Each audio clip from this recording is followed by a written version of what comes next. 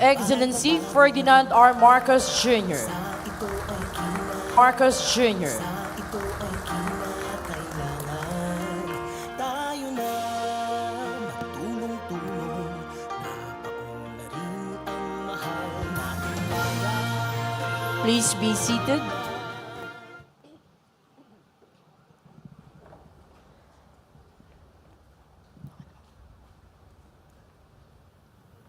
Distinguished guests, ladies and gentlemen, we feel glad to have your presence as we celebrate the 89th founding year of the Armed Forces of the Philippines, another milestone in the annals of the armed forces. As we look back 89 years ago, the Armed Forces of the Philippines was formally organized on the December 21, 1935, and it was President Manuel Luis Quezon, the first president during the Philippine Commonwealth, who renamed the Philippine Army to Armed Forces of the Philippines. And this is in accordance with the National Defense Act of 1935. On this occasion, we are privileged that we have in our midst as guest of honor and speaker, the President of the Republic of the Philippines and Commander-in-Chief of the Armed Forces of the Philippines, His Excellency Ferdinand R. Marcos Jr. Arrayed before you on the ground are the contingents in their gala and battle dress attires. In gala attire, we have the Philippine Army, the Philippine Navy, the Philippine Air Force, the Cadet Corps Armed Forces of the Philippines, and the cadets from the Philippine Merchant Marine Academy. In their battle dress attire, we have the AFP's Special Operations Forces from the Philippine Army consists of the 1st Scout Ranger Regiment and the Special Forces Regiment Airborne. From the Philippine Navy, the 4th Reconnaissance Group, Naval Special Operations Command, and Marine Battalion Landing Team, and the Philippine Air Force Integrated Air Operations Units.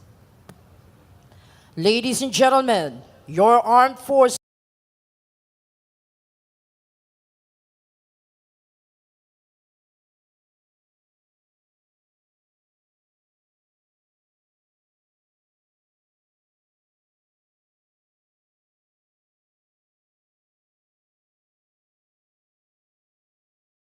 protecting the people and securing. Please rise for the presentation of command and honors. Pinot mga kawal, buhay kamay. Na.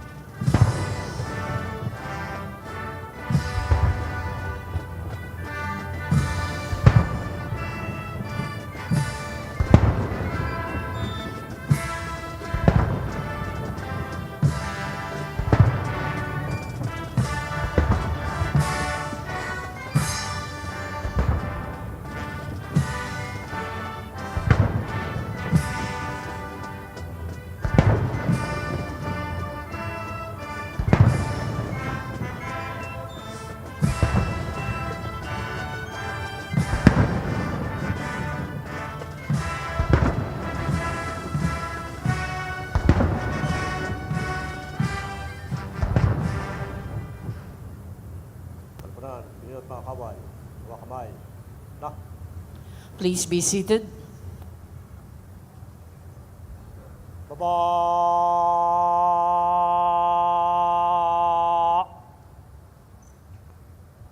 Ta. The troop commander will now present the troops for inspection. Mahal na Pangulo, handa na po ang sampana upang libutin.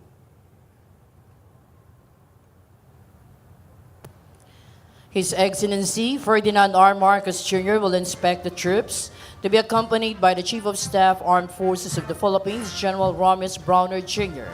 They will be joined by the Troop Commander, Major General Pablo E. Rustria Jr.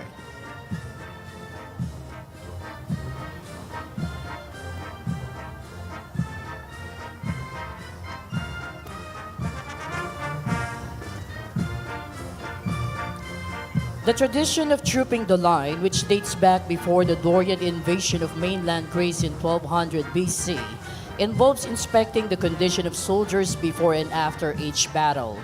This ritual emphasizes the mutual respect and connection between the troops and their commander. Today, this tradition is observed by the armed forces of the Philippines to symbolize their commitment to both the Filipino people and the defense of the nation. As the Armed Forces of the Philippines celebrates its 89th founding anniversary, it reaffirms its unwavering commitment and dedication to the Republic of the Philippines. This year's theme, AFP at 89, Sandigan and Sambayanan, Tungo sa Bagong Pilipinas, translated as the foundation of the nation on the path to a new Philippines, inspires the men and women of the armed forces to actively participate in nation building through their actions, service, and words. Founded in 1935, the Armed Forces of the Philippines has always been dedicated to protecting the sovereignty of the Philippines. Over the years, its role has expanded beyond traditional warfighting to encompass vital functions such as peace support, peacekeeping operations, and humanitarian assistance. As we look back nearly 9 decades of service, the AFP's legacy is one of honor, courage, and selflessness. From the front lines of battle to the hearts of our communities, the Armed Forces has consistently upheld the values that define the Filipino spirit. The men and women in uniform exemplify what it means to serve with integrity, putting the needs of the nation above all else. Each soldier, sailor, airman, and reservist embodies the profound responsibility they carry in defending not only the physical borders of our country, but also the ideals of freedom, democracy, and justice. Today, it plays an essential part in ensuring national stability and resilience. In recent years, the Armed Forces of the Philippines has embarked on a journey of reform and innovation, aiming to welcome a world-class force by 2028. The AFP Transformation Roadmap focuses on building a military that is not only modern and capable, but also responsive to the evolving nature of warfare. By enhancing operational readiness, improving capabilities, and fostering a culture of excellence, the Armed Forces is positioning itself as a source of national pride. While maintaining its focus on internal security, the AFP is also transitioning to territorial defense, which includes safeguarding of the country's maritime, air, and cyber domains. The AFP's efforts on internal security operations are complemented by community engagement and development, ensuring that the military's presence is both strategic and supportive of the Filipino people's well-being. In line with this, the Armed Forces, together with the Department of National Defense, has operationalized the comprehensive archipelagic defense concept, which initiative ensures that the Philippines can protect and maximize its natural resources, reinforcing its sovereignty over the archipelago. The Armed Forces of the Philippines has reinvigorated its reserve forces, emphasizing the importance of a unified and prepared nation in the face of future uncertainties. Beyond defending the nation, the AFP has also become a trusted partner during times of crisis. Their role as first responders in disaster situations, along with their participation in global peace support and peacekeeping operations, underscores the AFP's deep commitment to the welfare of the people. The Team AFP at 89 Sandigan and Sambayanan, Tungo sa Bagong Pilipinas, encapsulates the Armed Forces' enduring commitment to the Filipino people. It celebrates the military's essential role in fostering peace, security, and prosperity. As we commemorate the AFP's 89th founding anniversary, we honor the soldiers, pilots, and sailors who have dedicated their lives to protecting the Filipino people. Their selfless service serves as an inspiration for every Filipino to contribute to the nation's growth.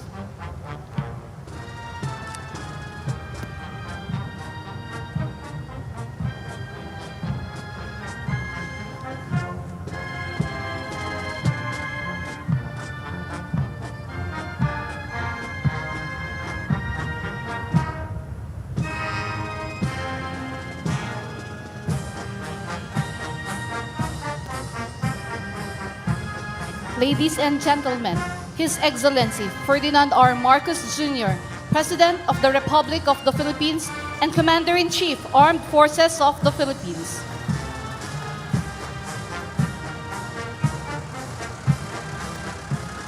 Please remain standing for the honors to the nation. Tanghal!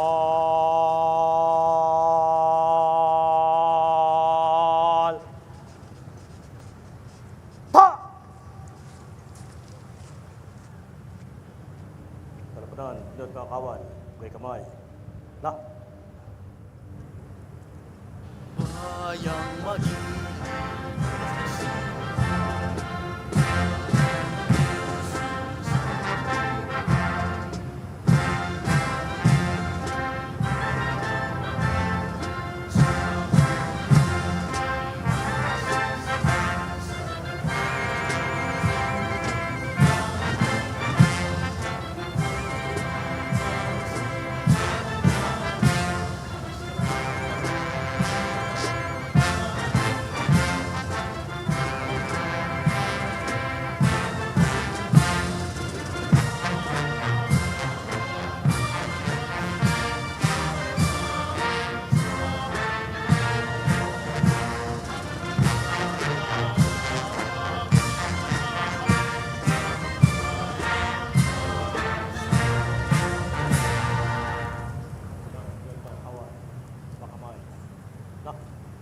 Once again, please remain standing.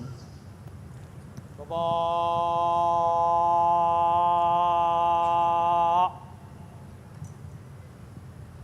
Ta! Let us implore the presence of the Almighty through the invocation to be officiated by the Most Reverend Bishop Oscar P. Florencio, Doctor of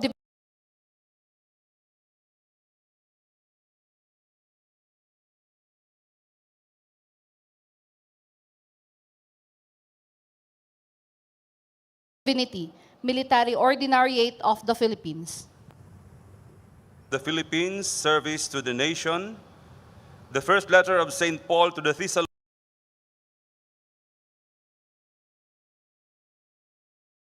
Therefore, encourage one another and build one another up just as you are doing.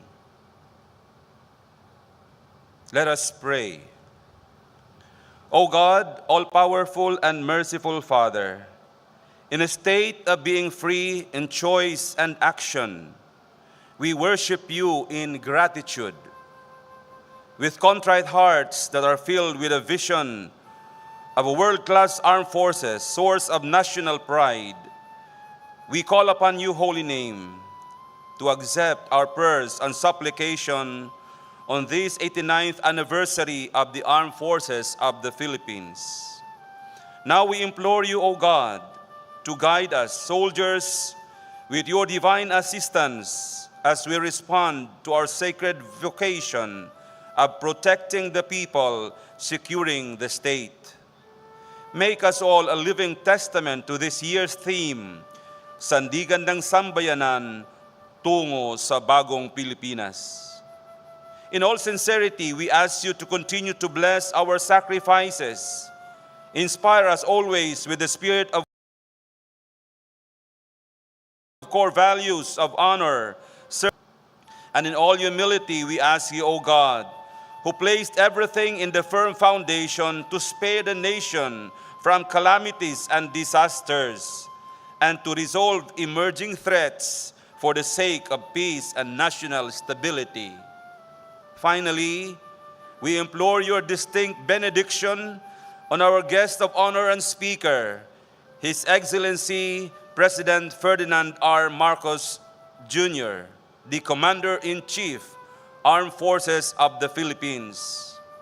Guide him to know when to proceed with certainty and safety for a future resource-wise policy and resiliency.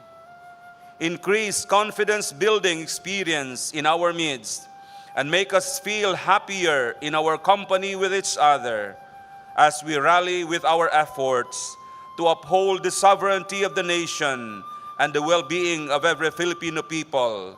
with your Son, Jesus Christ, and the Holy Spirit, God, forever and ever. Amen. In the name of the Father, and of the Son, and of the Holy Spirit. Amen. Thank you. The guests may be seated.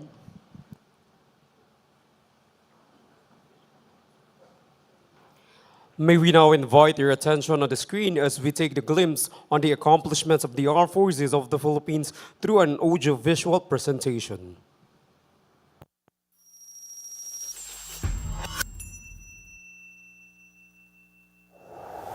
In every corner of our archipelago, from the highest peaks to the deepest seas, the armed forces of the Philippines stand as the unwavering sandigan ng sambayanan, the pillar of the nation.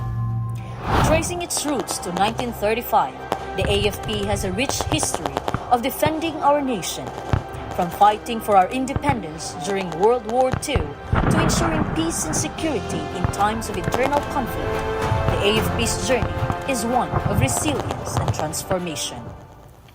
Today, this transformation continues with the AFP Modernization Program, a commitment to enhance our defense capabilities for the modern battlefield.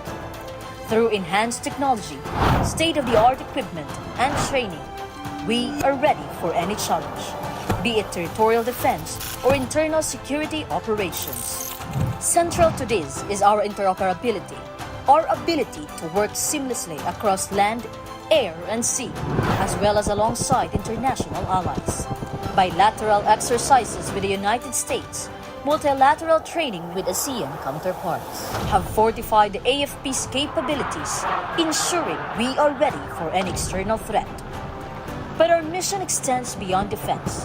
When disaster strikes, the AFP is there, ready to lead humanitarian assistance and disaster response operations, from delivering relief during typhoons to conducting rescues during earthquakes.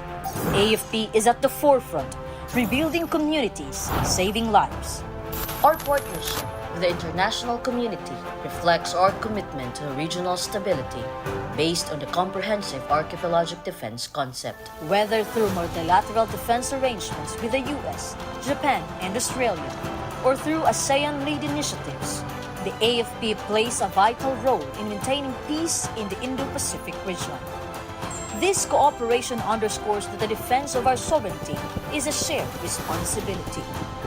As the world evolves, so do we.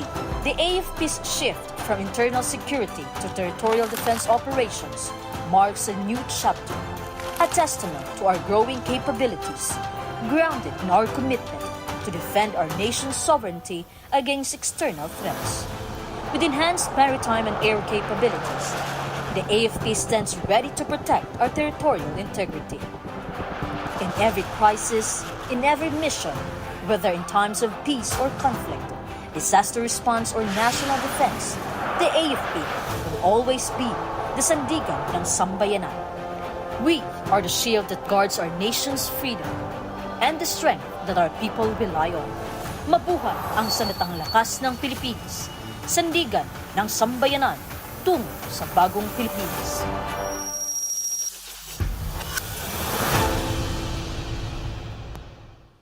A big hand of applause for the Armed Forces of the Philippines. As we celebrate the 89th founding anniversary of the Armed Forces of the Philippines, the Chief of Staff, Armed Forces of the Philippines, General Romis Browner Jr., will deliver his anniversary message.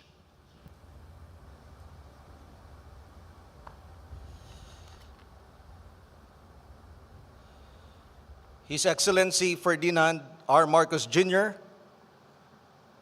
Secretary Gilberto C. Teodoro Jr., other distinguished guests, former Chiefs of Staff of the Armed Forces of the Philippines, Medal for Valor awardees, ladies and gentlemen, good afternoon. Today, as we celebrate the 89th anniversary of the Armed Forces of the Philippines, we reaffirm our commitment to duty, integrity, and loyalty to the nation with unity in purpose.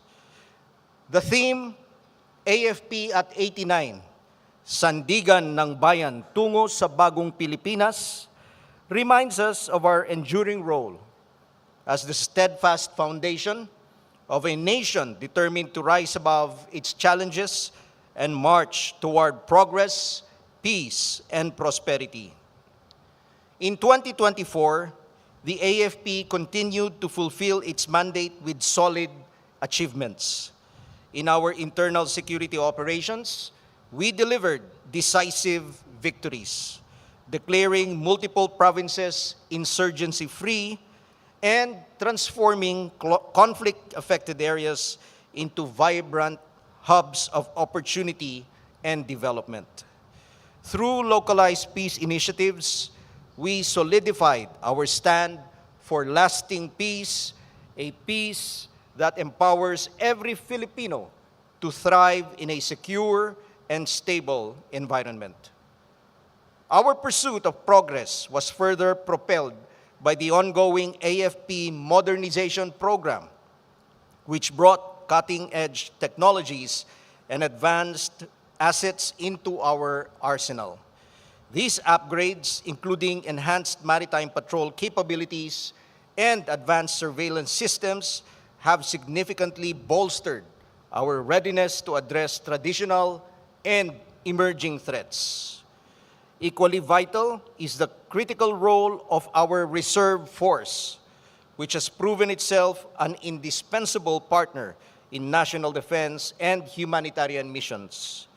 Together, we stand as one cohesive force, embodying professionalism and readiness in the face of any challenge. The inclusion of new units such as the AFP Cyber Command and the AFP Intelligence Command highlights our adaptability to contemporary threats and underscores their relevance in ensuring the security and intelligence infrastructure of our nation. In the West Philippine Sea, the AFP has been undaunted in asserting our sovereignty. With modernized tools and strategic international partnerships, we carry on in strengthening our maritime presence, securing our exclusive economic zone, and upholding the principles of international law. This mission goes beyond defending territorial claims.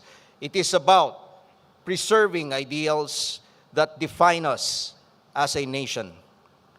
At the heart of this effort is the AFP Comprehensive Archipelagic Defense Concept, a visionary strategy that harmonizes our military capabilities with the unique geographic realities of the Philippines, ensuring a robust and sustainable defense of our maritime domain. Beyond territorial defense, our men and women stood at the forefront of humanitarian assistance and disaster response.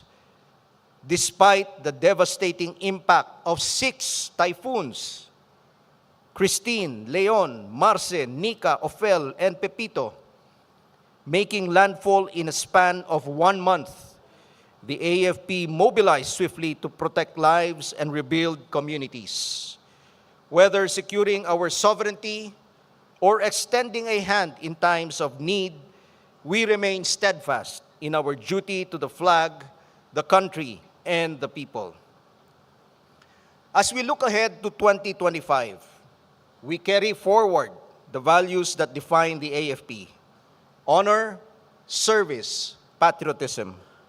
We will accelerate the AFP modernization program, ensuring that our armed forces remain capable of safeguarding our nation amidst evolving geopolitical and environmental challenges. From strengthening our territorial defense to enhancing disaster response capabilities, we remain committed to fulfilling our institutional mandate. Equally important, we will continue fostering peace and development in conflict-affected areas. By eliminating internal threats and transforming former battlegrounds into centers of progress, we will help lay the foundation for a more united and prosperous Philippines.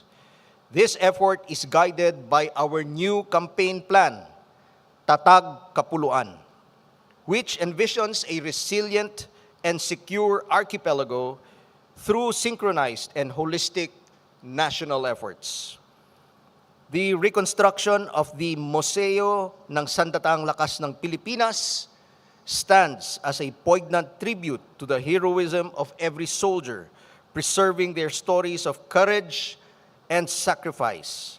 Within its hallowed walls, the rich military heritage of the Philippines resonates deeply, inspiring future generations to honor their legacy and emulate their valor.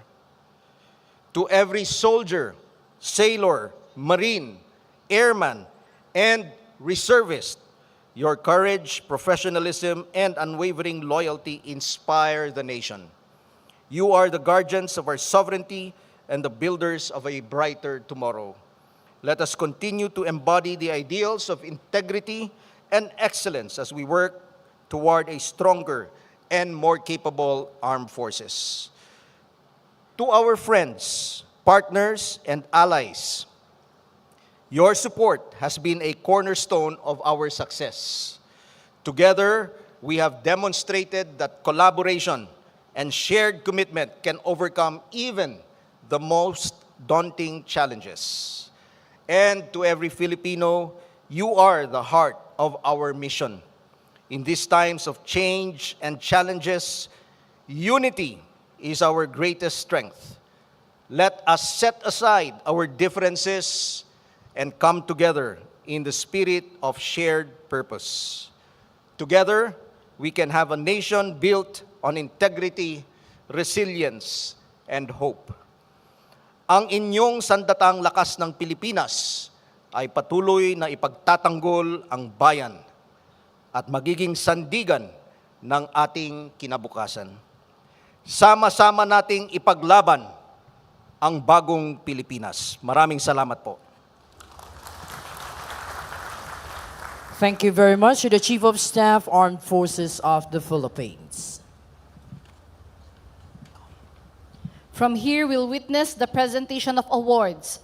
Personnel from the Armed Forces of the Philippines are being recognized for their outstanding contributions to the accomplishment of the Armed Forces of the Philippines mission.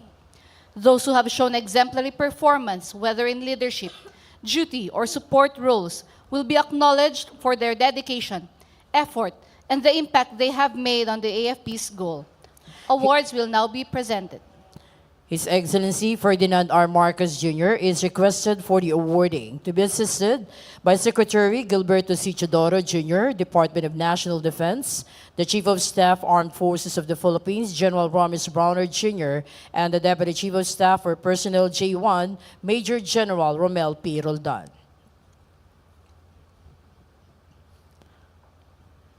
For acts of conspicuous courage, gallantry, and intrepidity above and beyond the call of duty as the assault platoon leader during an encounter with more or less 150 Abu Sayyaf group in Basilan province on 12 August 2009, which resulted in the neutralization of 10 ASG militants, recovery of 16 high-powered firearms, and rescue of 2 wounded Marines. The Medal of Valor is hereby presented to late First Lieutenant Del Jun C. Evangelista, Officer-14501, Philippine Army. The award will be received by his brother, Mr. Denver C. Evangelista.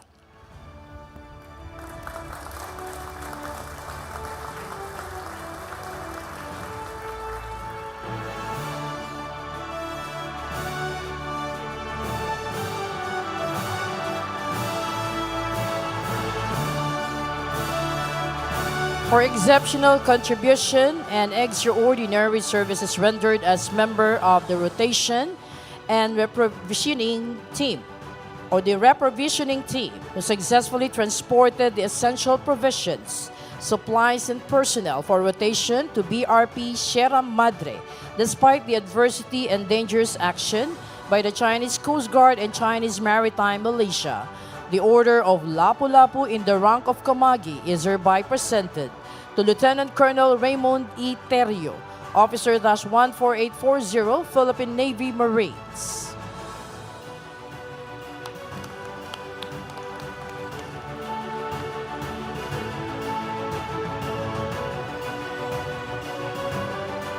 For acts of conspicuous courage and gallantry above and beyond the call of duty during an 8-hour gun battle against the Bangsamoro Islamic Freedom Fighters Karialan faction, resulting in the neutralization of 12 enemies and the recovery of numerous high-powered firearms and assorted war materials with high intelligence value.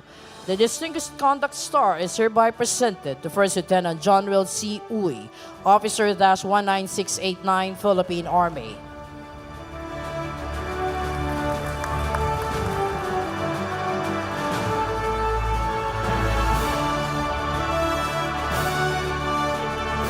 In his participation as pilot for close air support resulting in the neutralization of 7 members of the Communist terrorist group and 1 wounded, and the recovery of 4 high-powered firearms and other subversive equipment and documents of high intelligence value.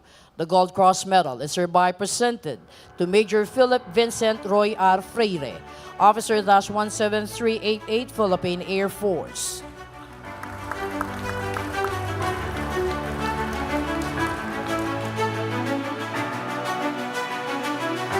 For delivering accurate and effective fires, clearing the encounter site against 14 members of the Communist terrorist group, which resulted to the neutralization of its 7 members, the recovery of numerous high-powered firearms and assorted war materials with high intelligence value.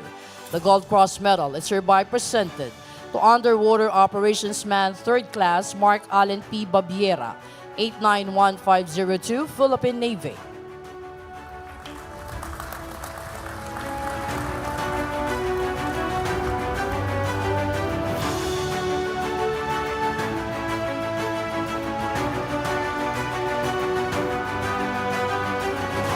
For the successful conduct of humanitarian assistance and disaster response operations during the occurrence of devastating flash in Davao region, rescuing over 500 families and individuals, and providing necessary assistance to 820 affected families. The Bronze Cross Medal is hereby presented to Staff Sergeant Cardito B. Obatonon Jr., 864457, Philippine Army.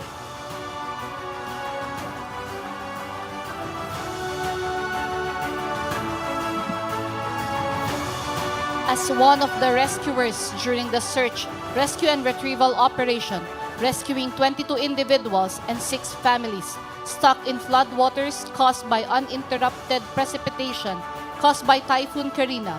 The Bronze Cross Medal is hereby presented to Private First Class Julius M. Legaspi, 966441, Philippine Army.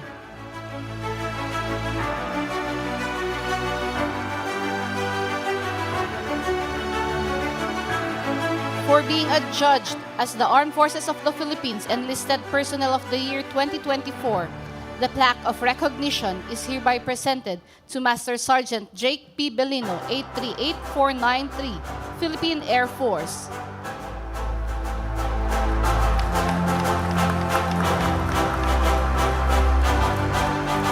The plaque of recognition for the Armed Forces of the Philippines Civilian Human Resource of the Year 2024, Supervisor category, is hereby presented to Attorney Christine D. Gonzalez, Certified Public Accountant, Civilian Human Resource from the Philippine Navy.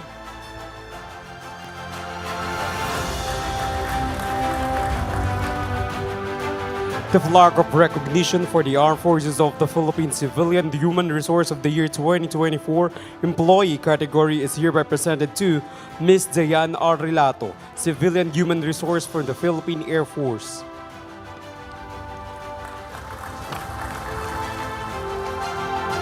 The flag of recognition for the AFP Reserve Officer Training Corps and the Male Cadet of the Year 2024 is hereby presented to Cadet Colonel Almudric M. Francisco, First Class Deputy Corps Commander, Western Mindanao State University.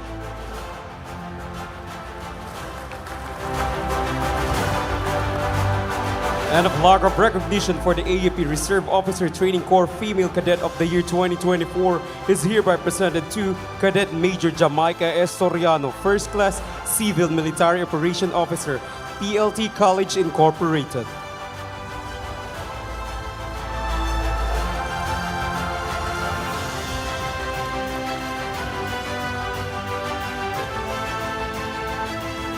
We shall now proceed with the awarding of the AFP campaign streamers.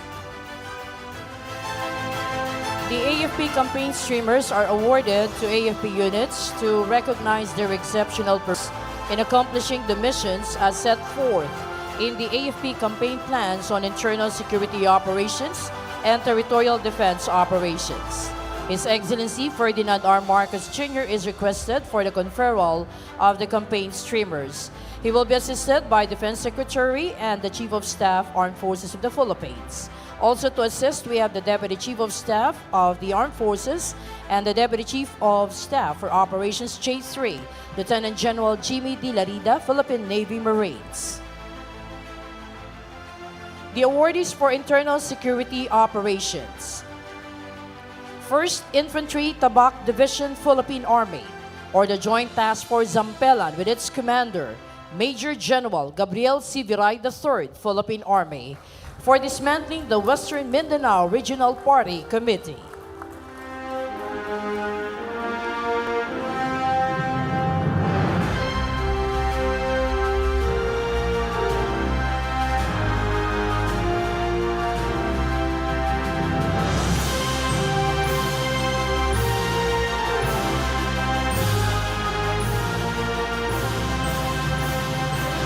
Nine of 1st Infantry Brigade, 9th Infantry Division, Philippine Army, with its commander, Brigadier General Arsenio D. Sadural, Philippine Army, for dismantling the following units of the Communist Terrorist Group: Sub-Regional Committee Northland, Sub-Regional Centro de Gravidad Northland, Guerrilla Front 21 Sub-Regional Committee Westland, Guerrilla Front 30 Sub-Regional Committee Westland, all under the Northeastern Mindanao Regional Committee.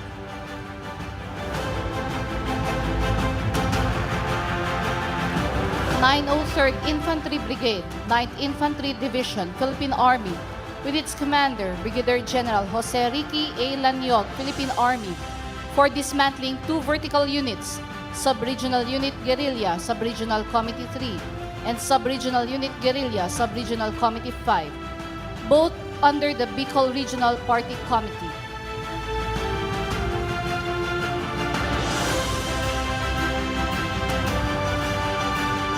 301st Infantry Brigade, 3rd Infantry Division, Philippine Army with its commander, Brigadier General Michael G. Samson, Philippine Army, for dismantling 2 guerrilla fronts, Central Front and Southern Panay Front, all of Committing Region Panay.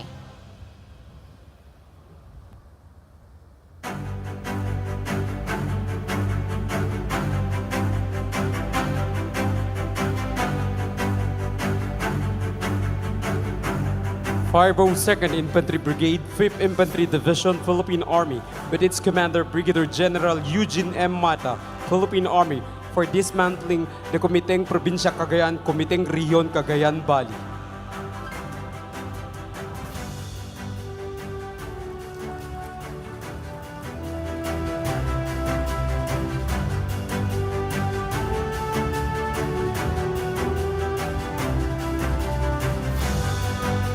Sixth 1st Infantry Brigade, 6th Infantry Division, Philippine Army, with its acting commander, Colonel Ricky P. Bunayog, Philippine Army, for dismantling the local terrorist group, Daula Islamiyah Turaife Group.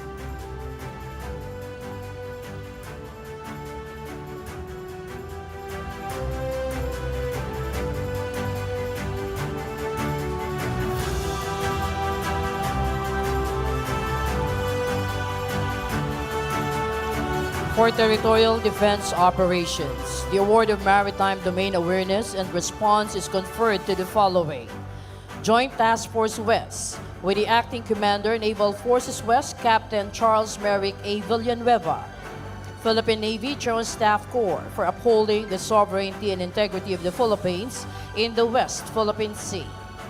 through the conduct of intensified naval and aerial operations, island fortifications, and maritime domain awareness operations to ensure the security and integrity of its joint area of operations, covering a total of sea area 129,367 square nautical miles. Joint Task Force Karagatan with Commander Naval Forces Northern Luzon Command or the Northern Luzon, Commodore Edward Ike M. Desagon, Philippine Navy, for addressing security challenges and advancing the objectives of territorial defense operations in Northern Luzon, targeting activities that pose risks to national security, demonstrating a clear understanding of the broader operational landscape.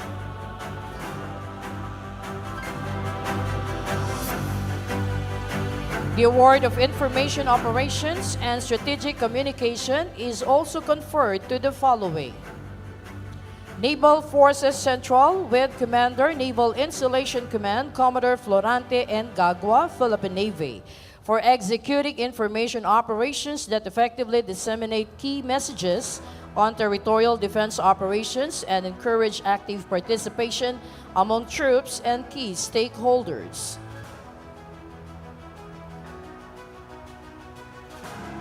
Tactical Operations Wing, Northern Luzon, with Acting Wing Commander, Tactical Operations Wing, Northern Luzon, Colonel Johnson T. Graida, Philippine Air Force, for executing information operations and strategic communications that effectively counter misinformation and foster community engagement.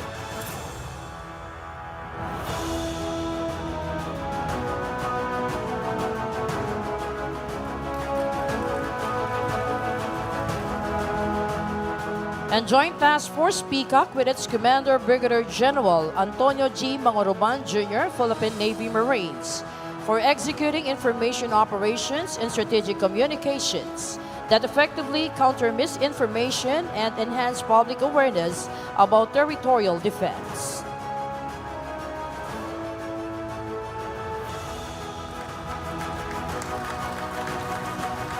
Well, congratulations to all the awardees. Thank you very much to His Excellency Ferdinand R. Marcos Jr.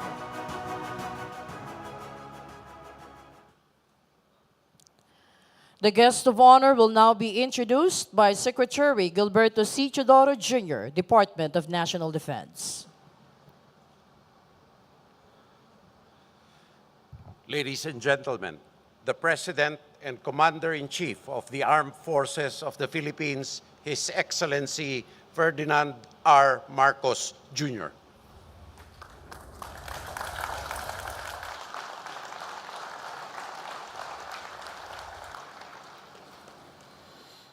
Thank you to the National Defense Secretary, Secretary Gilbert Teodoro, for his kind introduction. Please take your seats. Troop Commander, you will please give the command of Tikas Pahinga. Tikas!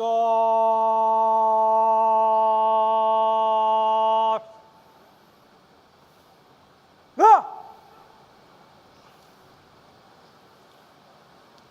The members of the Philippine Cabinet present with us here today, the Chief of Staff of the Armed Forces of the Philippines, General Romeo Browner Jr., and the Major Services Commanders, the officers, enlisted personnel, and civilian employees of the Armed Forces of the Philippines, my fellow workers in government, distinguished guests, ladies and gentlemen, good afternoon.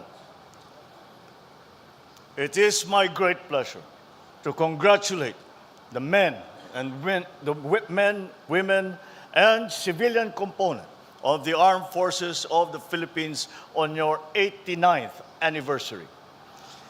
The history of the AFP is intertwined with the history of our republic. From your establishment under the National Defense Act of 1935, envisioned by President Manuel Quezon, you have stood as the backbone of our nation's sovereignty. For almost 9 decades now, you have protected the Filipino people, upheld our democracy, proven that even in the most challenging of times, the spirit of service and sacrifice rises above all. You have never wavered in your mission. You have weathered the darkest storms and risen to meet the most pressing challenges of our time. And in doing so, you have earned the enduring respect and admiration of all Filipino citizens.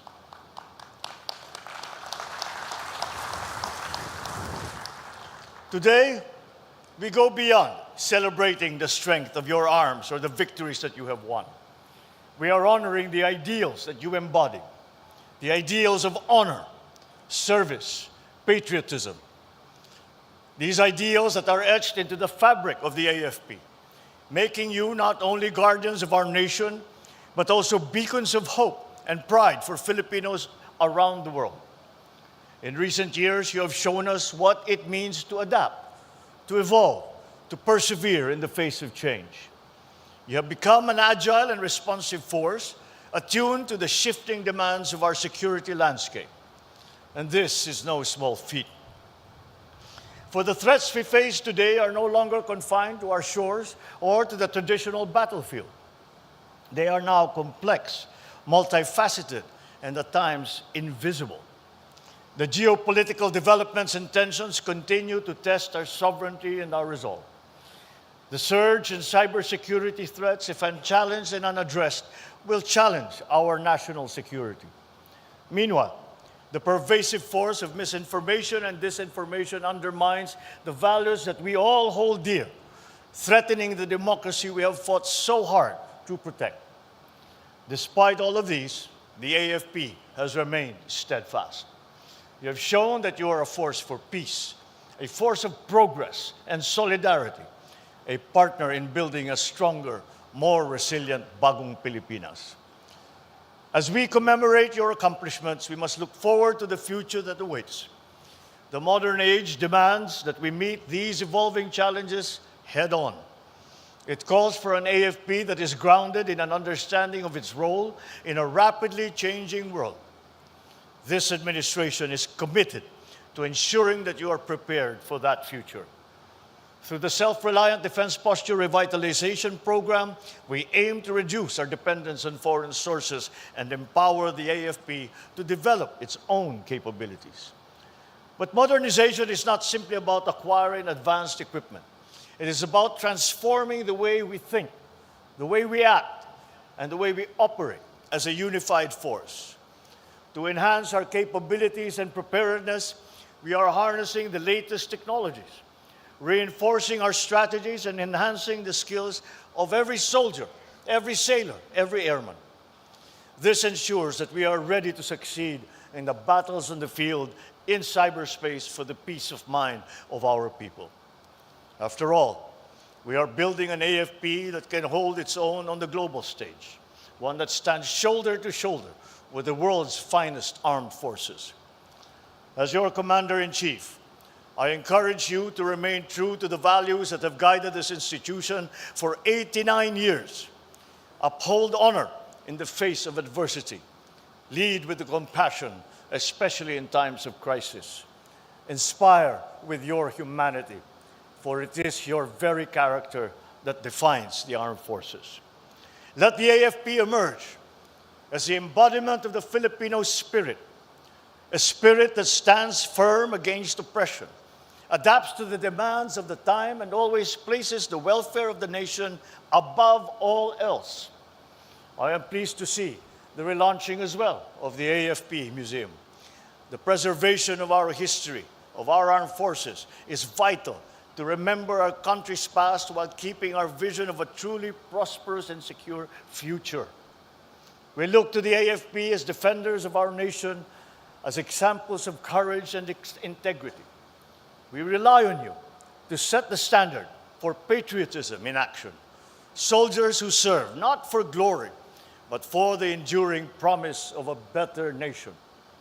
And as we do this, we stand behind you. We will provide the tools, the resources, the support necessary to help you succeed. We will ensure that your sacrifices are met with tangible action. The modernization of our assets, the protection of your family's welfare, and the recognition of your invaluable contributions to our shared future. Kanina lamang, ay aking iginawad ang medalya ng kagitingan kay First Lieutenant Del Junsi Evangelista o mas kilala bilang Delpot sa kanyang mga kaibigan. Sa kabila ng kanyang batang edad, labis ang sakripisyo at paglilingkod na kanyang ipinamalas upang masiguro ang seguridad ng ating bansa.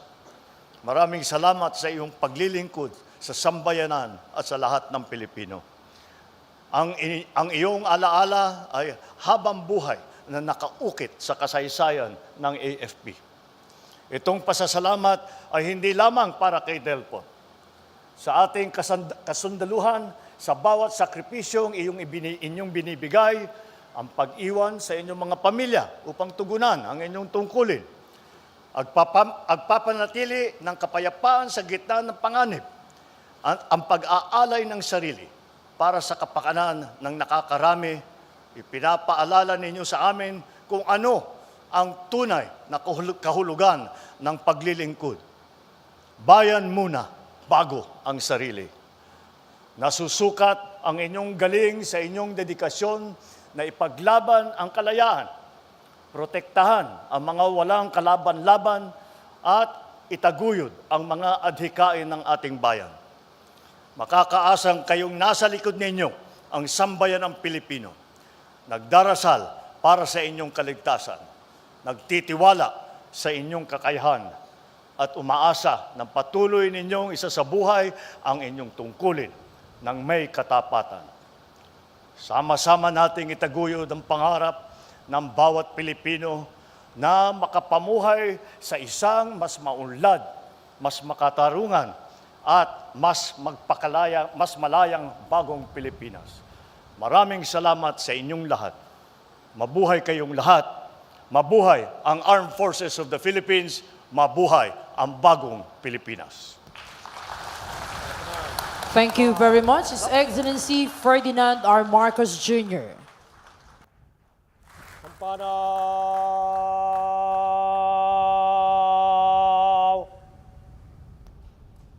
Da! Please be seated.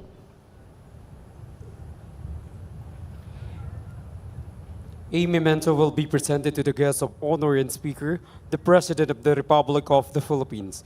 It will be presented by the Chief of Staff, Armed Forces of the Philippines.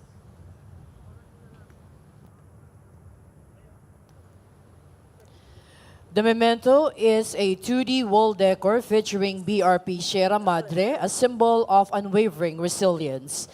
The image of this iconic vessel serves as a powerful representation of strength, perseverance, and the enduring commitment of the AFP, reflecting the same qualities demonstrated by our soldiers.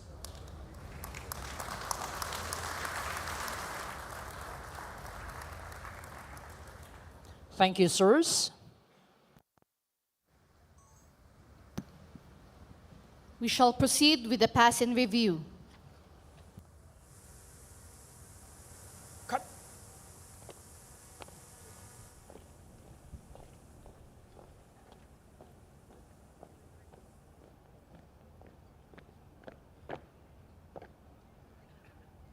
Pasamasid!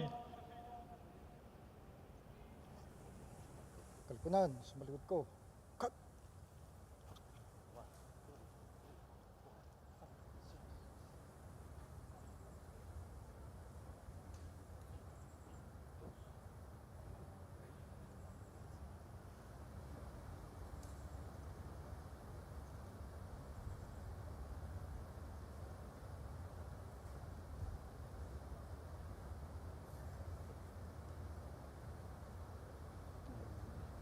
Sige na. Sa kanang balikat. Ha! Sa kanang balikat. Ha! Talu-talupad, unang talupad. Pasulong.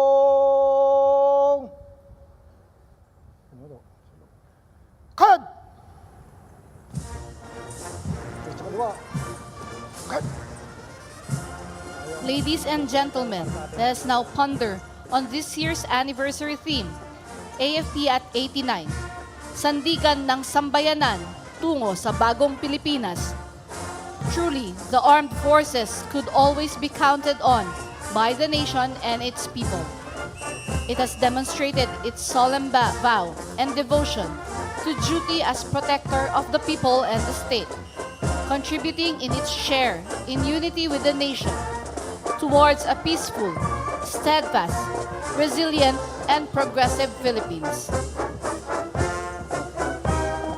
Let us now witness the parade of the various contingents of the Armed Forces of the Philippines. Ang mga makabagong katipunero, makadiyos, makakalikasan, makatao at makabansa.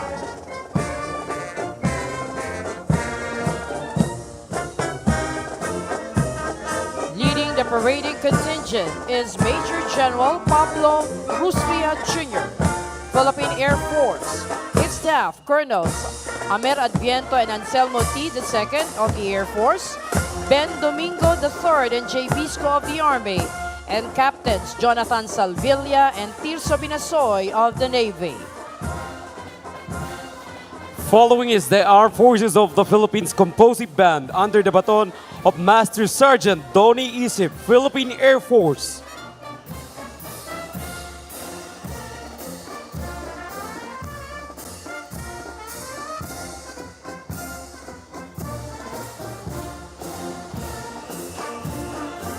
The 1st Brigade is headed by Brigadier General Erwin Alea, Army.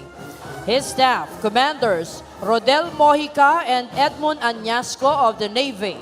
Lieutenant Colonels Jonathan Esnara, Army. Marson Asis and Emerson Bermeo of the Air Force. Following is the contingent from the Philippine Army represented by the Security and Escort Battalion under Lieutenant Colonel Wilbert Basquinas, his staff, Major Edgar Macabingil, Captains Dennis Ayungo, Jonald Ramos, and Kevin Abad. The Army has been a beacon of hope and progress. It has contributed to strengthening Filipino institutions, communities, and individuals by advocating personal governance and by rebuilding itself into an organization loved by the people. Next, we have the contingent from the Philippine Navy, headed by Commander Nolan Tigaronita. His staff, Lieutenant Commanders Alejandro Baleres, Manuel Ubis, and the Dominador Merida Jr., and Commander Ivan Mendoza. The Philippine Navy is the protector of the Philippine seas and the first line of defense to uphold the territorial integrity. Following next, the contingent from the Philippine Air Force led by Lieutenant Colonel Leoncio Sirunay. His staff, Majors Elpidio Salinas Jr., Giancarlo Olaso, Ramon Christopher Engay, and Alan Carandang. The Philippine Air Force is tagged as the Angel of Mercy and the Guardian of the Philippine skies, primarily tasked to secure our country's airspace as a forward defense shield.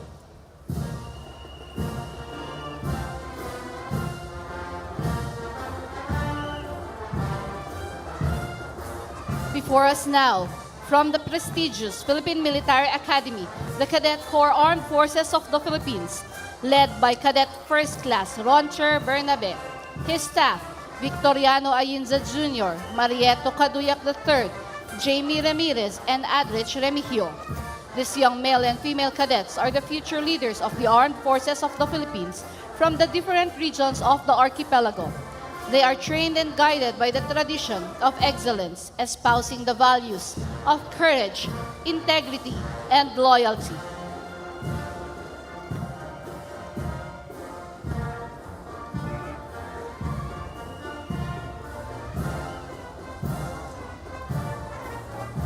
The audience is requested to rise for the passing of the national colors.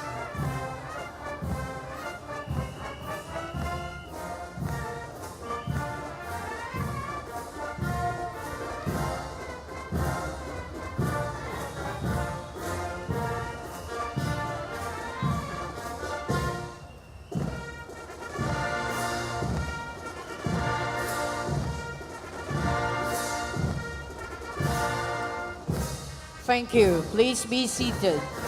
Color officer is First Class Vince Romil Cavalida.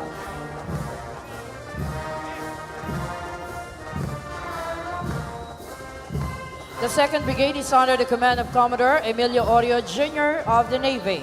His staff, Lieutenant Colonel Carmelito Tusi Jr., Navy Marines, Joseph Bitancor, Air Force, and Romel Tagubuan and Edwin Mirador of the Army, and Malbert Makiling, Air Force.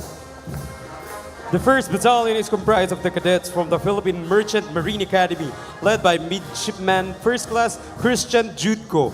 His staff, Midshipman First Class Kent Rogel Soloberes, Ariel Vince Gazme, Garil Von Flores, Dane Michael Calpito, and John Rico Rayanda. Philippine Merchant Marine Academy, or PMMA, the pioneer institution of the Philippine maritime education. It served as an active source of commissionship by the Philippine Navy, with their graduates becoming high qualified, competent, and moral upright Navy officers.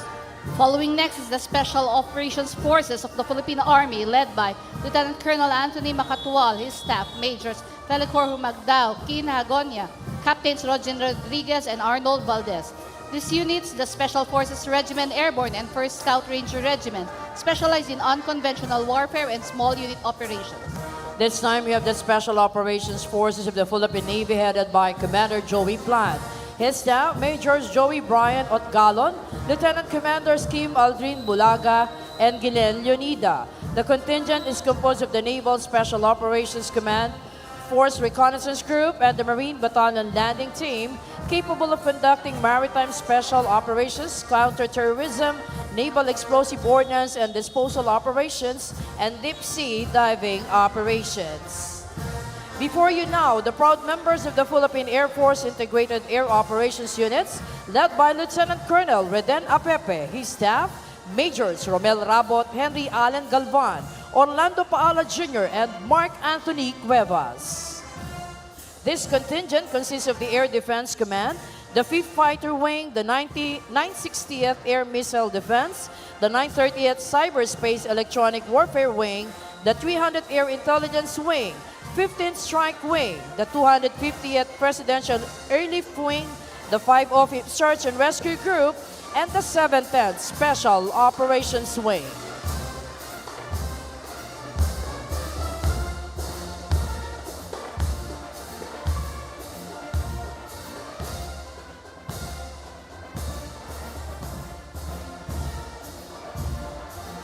Well, ladies and gentlemen, you have just seen a segment of your armed forces pass before you. These soldiers represent every airman, sailor, the Marine, and the foot soldier out there in the field, defending our country from all those who wish to destroy the peace, take away your freedom, and stunt our country's development. Once again, ladies and gentlemen, a big hand for the Armed Forces of the Philippines.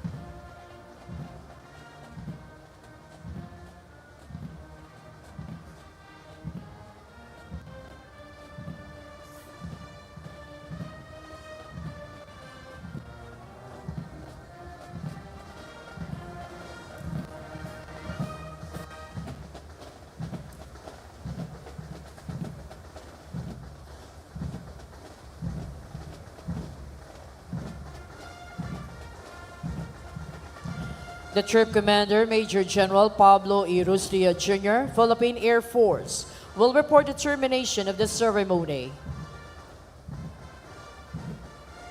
Pinuno. Tok! Mahal na Pangulo, tapos na po ang parangal. Kalupunan, harap sa kanan. Harap.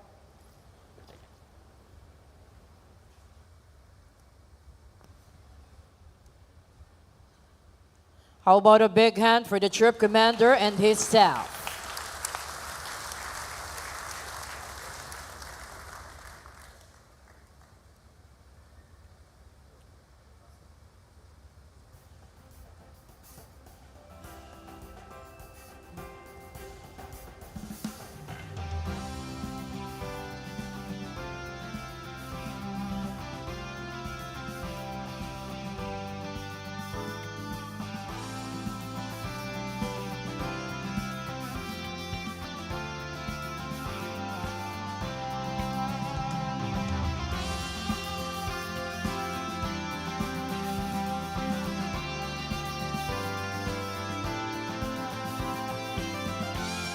Well, with that, dito po nagtatapos ang ating pagdiriwang ng ika-89 na taong anibersaryo ng ating sandatahang lakas ng Pilipinas.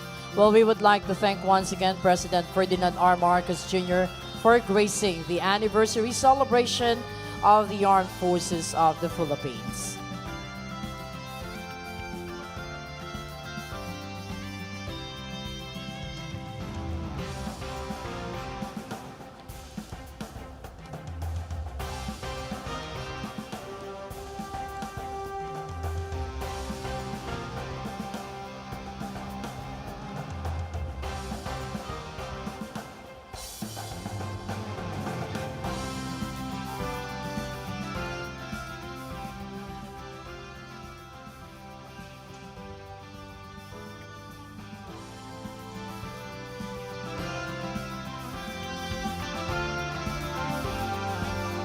Well, at the moment, we're having a photo opportunity with His Excellency